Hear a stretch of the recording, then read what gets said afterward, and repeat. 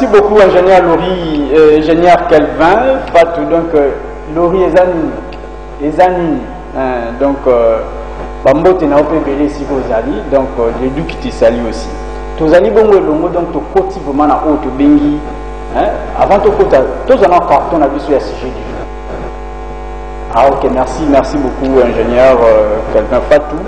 Tous a déjà na rebou na vu sur Souka, donc ça c'est notre dernier virage que nous appelons sujet du jour, notre dernier rubrique. Je sais déjà que rubrique ça signifie que tu commis na Souka. Tu commis na Souka, alors Souka yango ils appellent Souka pendate parce que Souka yango de makamuza la quoi. Mpifefandi awa. Mpifefandi a tout ça que le belani, je crois sujet du jour, tout ça que le bas, tout ça que le bela. Ingénieur, tel est le sujet du jour. Population et mon sujet du jour, tel bango, la professionnalisation peut ils allaient rappeler bien, pour permettre à ce que pour permettre à ce que la population et comprendre de quoi parlons-nous en cette matinée, na reboot na surtout na sujet na du jour. L'inconnaissable, l'inconnaissabilité. L'inconnaissabilité, il y a des candidats gouverneurs auprès de la population. L'inconnaissabilité à candidat gouverneur auprès de la population. Sujet du jour, on a dit sur Yangwana toujours pour l'idée. Le candidat gouverneur Baye Banité. Et ça, suite, il y a une dernière tranche Oyotoya qui n'a pas passé. Et je vous avais promis aussi d'en revenir.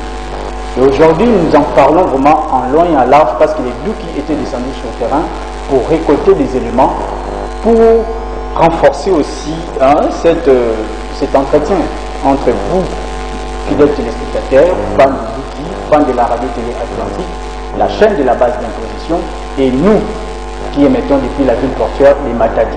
Donc, l'inconnaissabilité, il a dit que Bozangi Boyebi.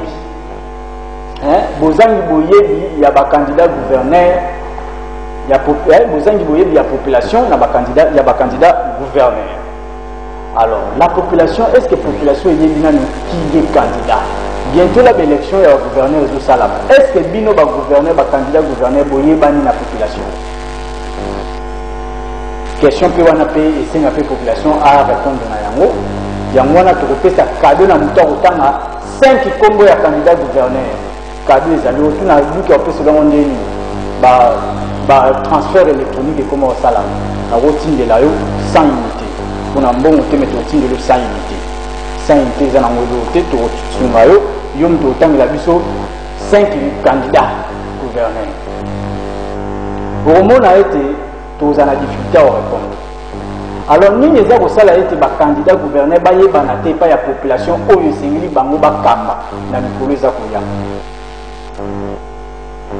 Parce que les population qui votent à Bango.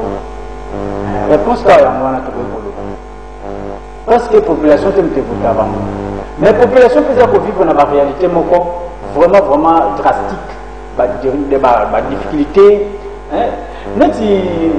Des sentiments de ça qui est ingénieur Kelvin, c'est un élément tout le monde comme et si tu kendaki et si tu se rendaki tu découvrir difficulté aux populations za komona côté wana mais vu que l'élection za ko sala ma candidat biso te ba to voter bango ils s'en foutent de la réalité wana mais ce que ça dit peuple des fois voter ba gouverneur les tenants de mon amour pour les amis pour dans la province de Congo central pas moyen.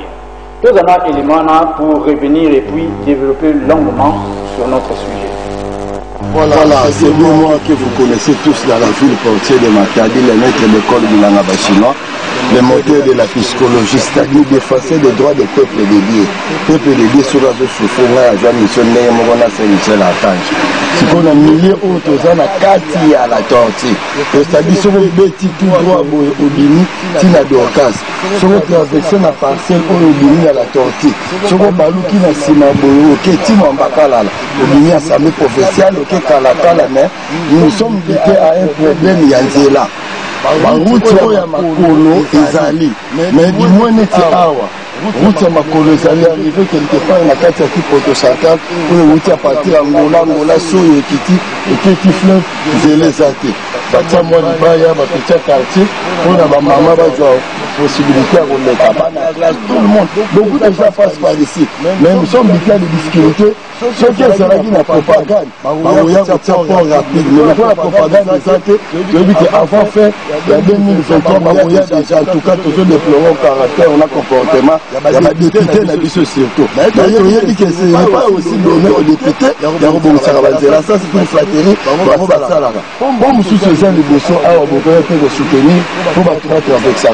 Jusque-là, pour Wana, tu es dit que diriger ma bravo, on est à ma bouille, mais dis-moi, en tout cas, dans le milieu où le biseau Tozali, la carte à la tortue, la carte à l'Eocas, la frontière à Mamba, car nous sommes de l'unité, à des problèmes, il y a là, nous sommes la carte à communication en direct, aux autres films, vous voyez que c'est là où donc moyen pour tout ce qui peut ça, insalubrité totale.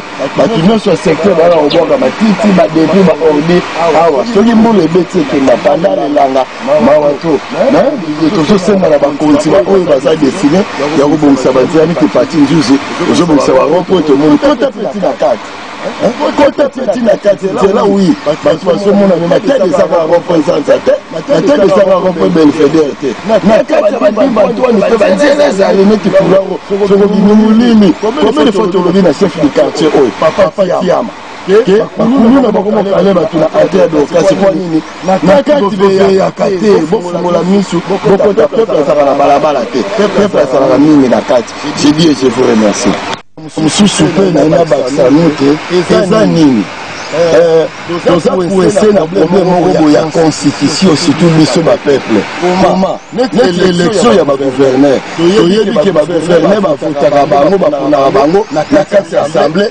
provinciale mais soki ezalaki ke population na stade ndenge bafutaka papa fuka nzola yeyo puisque ce n'est pas le peuple, ce n'est pas le Congo qui est souverain, mais c'est le peuple, la souveraineté du peuple. Il faut tout le temps que le peuple congolais est souverain. Nous ne sommes pas souverains. Notre élection va gouverner. Le gouverneur vient à tirer paquet à réagir à corrompre 10 affaires de députés bazar. Est-ce qu'il y a corrompre la tête de Mobimba? Non, votre corruption, ce sont vos œuvres. Ça là.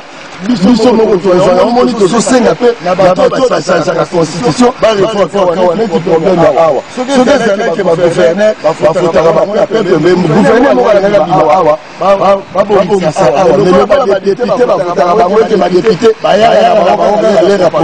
voilà maintenant la route de Kalame, Mutazo, le Kanalibaya, pour des taquets, il y a sauté, nous sommes na kati, nous sommes la situation à la tête. En tout cas, ma continuer, nous sommes réviser la constitution, réviser pour c'est très capital. C'est désormais il faut permettre à votre gouverner. Donc il faut suite pour la quartier tout ça la tête tout la mentalité. Et ça va gouverner ça donner pour tout le monde à toute la province à Taouti Azala doit vous la gouverner à sans parti pris. Mais le logo tout ça n'a pas des fois votre gouverner. Pour tout donner autant la premier comment allié qui a choisi mais parlons au nom du peuple. Merci. Merci beaucoup Bilangaba chinois, un des habitants il y a quartier il y a venu à Solongo, juste à côté de direction il y a la tortue. Ils ont la bombe qui tanda. Tout le monde il y a une difficulté où va toiser na mwana même moi il va prendre au cas ça parce que quand temps et ça lui sont défaut.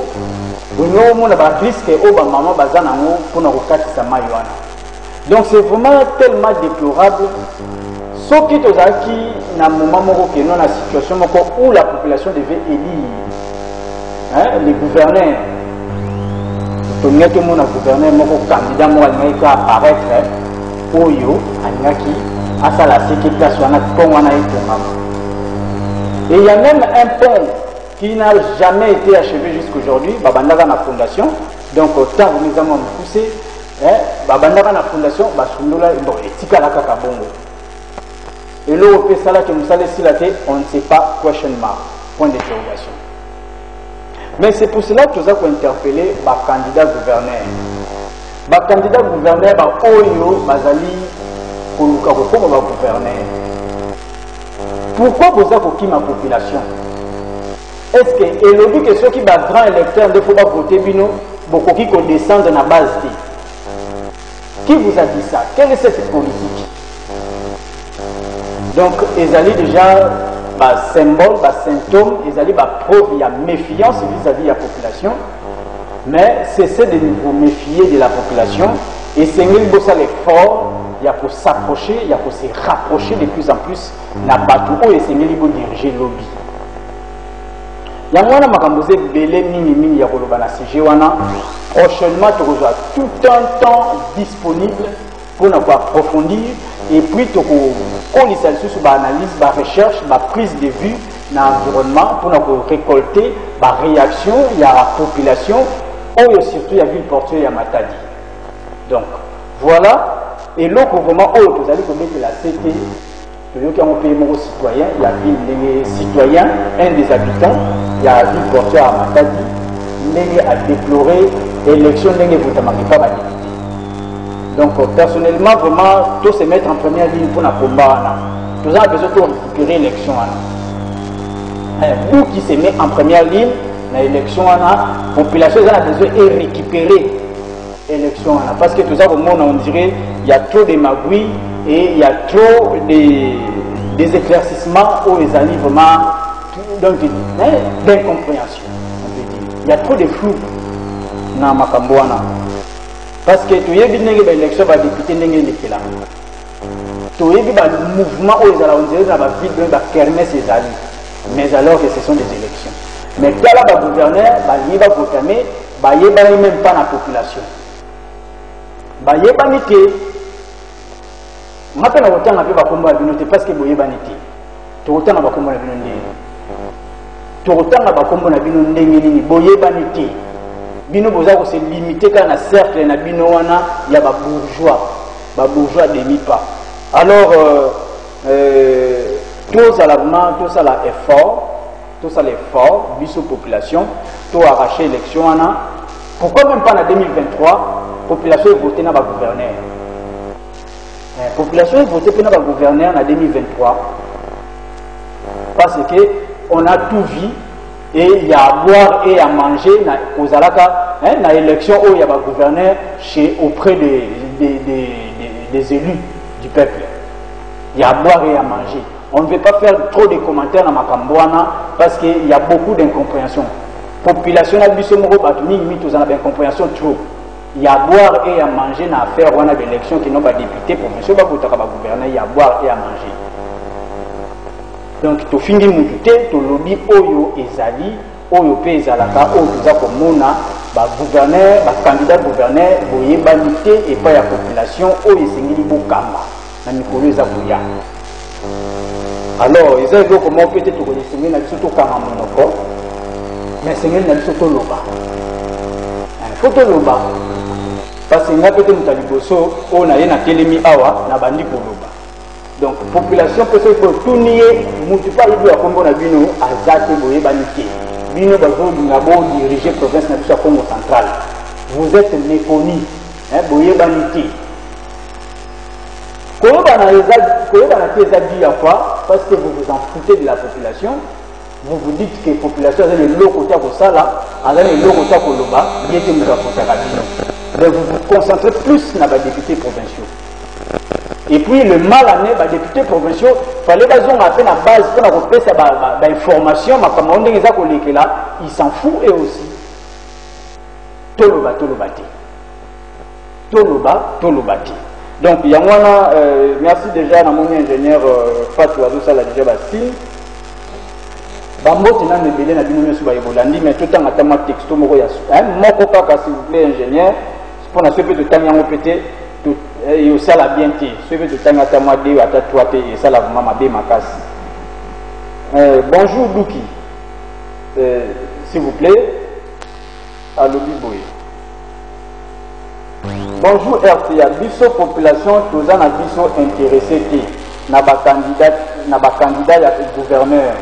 Pour les politiciens ya Congo baza na médiocrité mingi babwakisaka population soki bakomi na bafonction Ah, moko oya outi kotanga 5 candidats à lobby 1 Léon Koussou. Est-ce que Léon Koussou peut être candidat? Bon, c'est à vérifier. Léon Koussou, Justin Lemba, Papi Mankezolo, Yomi Ndongala, Nemwandantine. Est-ce que c'est correct, ingénieur Fatou? C'est correct ces réponses? Bon, nous allons devoir vérifier. Si c'est bon, les numéros, vous allez recevoir vos 100 unités. Donc, n'ayez crainte à rien. Parce que c'est les doutes qui parlent. Alors, et l'autre chose, là, bon, parce que les messages déjà écrits, on ne pourra pas tout dire. Mais, tout mes caca, bonjour, déjeuner matinal. Bonjour, déjeuner matinal au Boutouma Bapani. C'est des kings. C'est des kings, des Jika. Ah, Jika, ok. Bambo Tembele na bino sur les téléspectateurs. Na moni bongo ingénieur Gradi Matondo, ingénieur DMRC Congolo. Hein? Na PSP bongo ingénieur Riban Kandolo, pourquoi pas. Na Yemei. D'abord la patrona, Maman Karine Moussifila. Bambo Tembele c'est Kozolanda, Tukizalema. Et puis na PSP sous Messedon. Na PSP Bambo Tembele yo mutozabo au Simbi. Boîte ya salle Isadon na peso ba mbote belé na pesi ba mbote et pas na yo dino po ba litiete lié litiete lié tala ndenge zale maduki atie alors na pesi bino tout ba mbote boîte mozumba ya RTA na moni bongo mama binitanga na peso ba mbote belé et ingénieur Calvin Fat yo mo aussi caméra aussi réalisation aussi montage donc vraiment, tu es au four et au moulin, pourquoi pas aussi à la cadette, hein? Personne n'a pu sur Bambote Bélé. Bambote donc n'a bien sur Baïlandi. D'où qu'ils allaient ma tranche d'animation d'aujourd'hui, déjeuner matinal de ce 8 avril 2022, vendredi. Alors, bon début des week-ends à tout le monde. Et quant à moi, je vous dis, au prochain numéro, nous nous fixons pour ce lundi 11 avril 2022 sur le même antenne et sur le même plateau au même heure. Merci et ciao.